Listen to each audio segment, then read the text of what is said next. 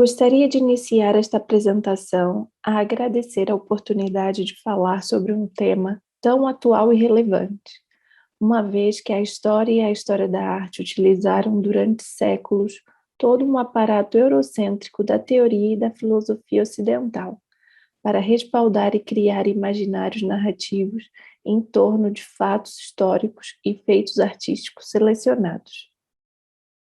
Foi somente no século XX que assistimos a uma grande abertura, onde novos formatos teóricos e também historiográficos foram sendo construídos, com o surgimento da chamada Nova História e, no que tange às artes, a consolidação das teorias da vanguarda e da arte nomeadamente moderna.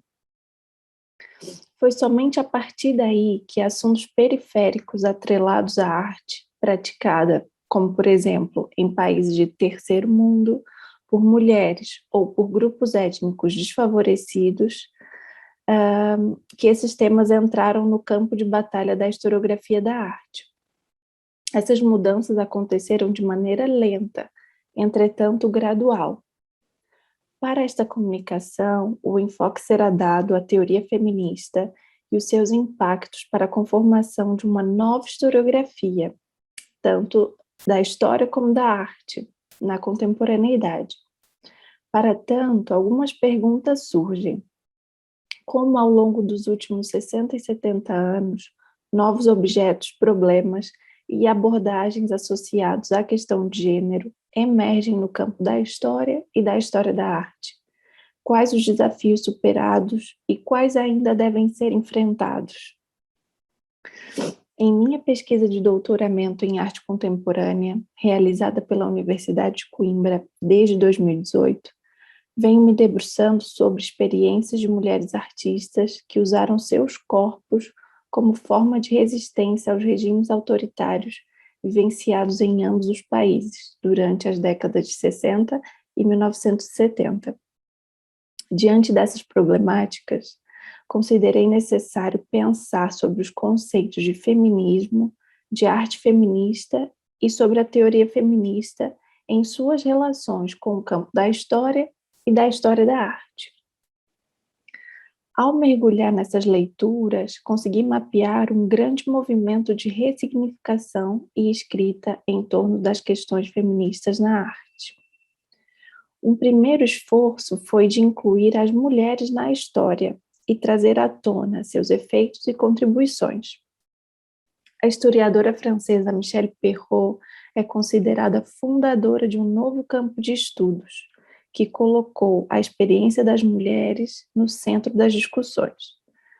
A publicação da coletânea Nova História trouxe um conjunto de textos sobre novos objetos, abordagens e problemas para a história, e um capítulo foi dedicado às mulheres. Em meu percurso acadêmico, devo dizer que a vontade de investigar mulheres se deve inicialmente pelo contato com dois textos. Um Teto Todo Seu, de Virginia Woolf, e Porque Não Houve Grandes Mulheres Artistas, de Linda Nock. Ambos foram lidos na época em que frequentei o curso de História da Arte na EBA, UFRJ, entre 2014 e início de 2018. No primeiro, Woolf problematizou sobre como, historicamente, as mulheres foram desencorajadas ao mundo das artes, da imaginação e da escrita. A partir de uma análise sobre essas assimetrias dos papéis sociais em detrimento dos privilégios do patriarcado, sobretudo na questão econômica, Woolf indagava que as mulheres estavam sempre dependentes de algum provedor patrocinador para exercer uma dita liberdade criativa. Logo, seus espaços, a ocupar no mundo artístico era uma missão quase impossível para as mulheres. Não havia um teto só delas, um lugar físico ou mesmo simbólico, onde pudessem dar vazão ao seu lado criativo e intelectual. O segundo texto trata das discussões relativas à problemática do gênero na arte. Nochlin parte de um falso problema, a afirmação que não houve grandes mulheres artistas. Mas por que as mulheres são incapazes de criar algo grandioso? Aliás, o que será algo grandioso na e para a história da arte? Arte como exercício mental, intelectual, como rigor formal ou perfeição estética? Cada uma dessas palavras pertence a um vocabulário bastante específico, qual seja do conceito tradicional de arte ocidental, aliado à ideia de belo, de genialidade, ao idealismo e também ao formalismo. Modifico a pergunta de Nochlin para então, como, historicamente, não se convencionou atribuir às mulheres a posição de grandes artistas? Arrisco dizer que Griselda Pollock, na contemporaneidade, ocupa lugar de maior relevância para a teoria e historiografia da arte, uma vez que tem desenvolvido um exaustivo trabalho analítico e de revisão crítica dos percursos teóricos da história da arte. Pollock chama atenção para certa naturalização, ou melhor, não promoção de uma reformulação da história da arte, como, por exemplo, no trabalho de Nochlin, uma vez que a autora mantém intacto os limites da disciplina e trabalha com as estruturas construídas socialmente, com bases que produzem e reproduzem as assimetrias de gênero. A possibilidade de ir além de uma história canônica da arte, explorando movimentos além dos artistas consagrados e de uma suposta evolução dos estilos, é uma chave analítica importante para o desenvolvimento de uma nova historiografia da arte. Discutir a atuação de mulheres artistas em contextos periféricos é um desses exemplos, bem como compreender a arte como expressão política, tanto quanto estética, como resistência cotidiana a diferentes formas de opressão, sejam elas estruturais ou conjunturais. São desafios a enfrentar por uma nova geração de pesquisadoras e pesquisadores. Pollock avança e propõe que, ao invés de pensarmos em uma história da arte feminista, devemos construir intervenções feministas para a história da arte. Outra recente e importante discussão vem sendo promovida pela historiadora sueca Malin Heiden. No crítico ensaio Artistas Mulheres versus Artistas Feministas, definições por ideologia retórica ou puro hábito, publicado em 2010, ela faz uma análise bastante interessante acerca de como a palavra feminismo opera como metonímia, ou seja, quase substituindo a categoria artistas mulheres por artistas feministas mulheres. Nesse sentido, a metonímia é empregada de forma generalizadora e retoricamente compensadora, onde cria certo lugar comum da proximidade entre as duas definições. A partir dessas naturalizações, que se torna possível a substituição da categoria mulheres por feministas.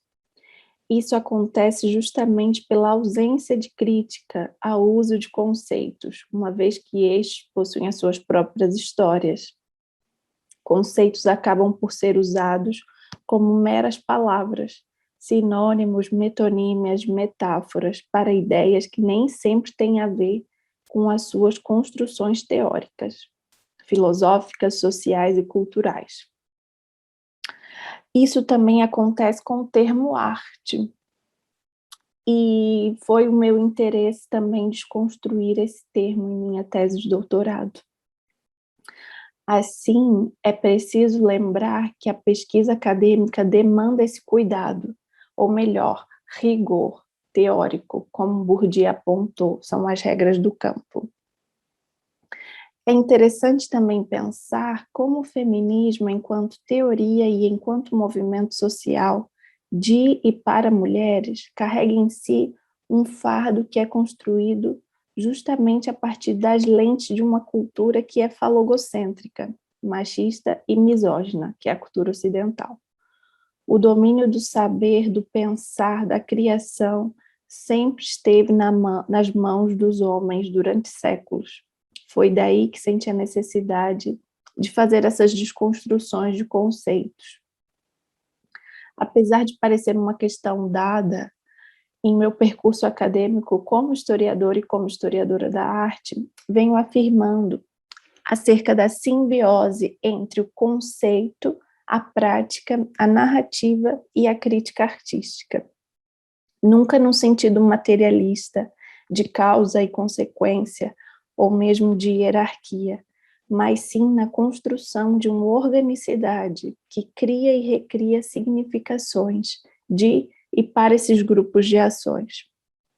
Afirmo do que muito hoje é visto como arte contemporânea tem a ver com a própria história da arte e, consequentemente, com a sua escrita e crítica. Muitas artistas e artistas também são acadêmicos e cada vez mais, como nunca antes, esses saberes e teorias rondam o processo criativo, uma vez que a arte contemporânea é, sobretudo, conceito, ideia e experiência, tudo junto e misturado. Um fenômeno contemporâneo diz respeito ao trabalho múltiplo das artistas, que também são curadoras, teóricas e críticas. Escrevem e refletem sobre seus trabalhos e sobre os trabalhos de seus pares. Para exemplificar esse movimento, trago as considerações de Buzege Bailey, onde seu trabalho explora a construção do eu negro diaspórico, a história das mulheres e a construção de identidades. Em Eu Não Tenho Que Expor Minha Genitália, publicado em 1993, a artista intelectual critica o tratamento dado à sua prática como mulher negra, lésbica e pobre, carregado de um olhar sexualizado do corpo e ações das mulheres. Para encerrar, trago a ideia de Linda Nochlin em seu texto Como o Feminismo nas Artes pode implementar a mudança cultural, publicado em 1974, onde a autora se pergunta como o feminismo influi, de fato, em sua abordagem da história da arte, e ela nos diz o seguinte: nós, como indivíduos e membros de grupos sociais, podemos realizar uma mudança. Isto é, fazendo, escrevendo, publicando, divulgando e simplesmente pensando as questões em nossos próprios campos. Assim, afirmo que desconstruir, descolonizar o conceito de arte não é uma tarefa fácil. Entretanto, é necessário para o desafio que é promover uma nova historiografia que seja inclusiva e livre de conceitos que já não combinam com a sociedade atual. Muito obrigada.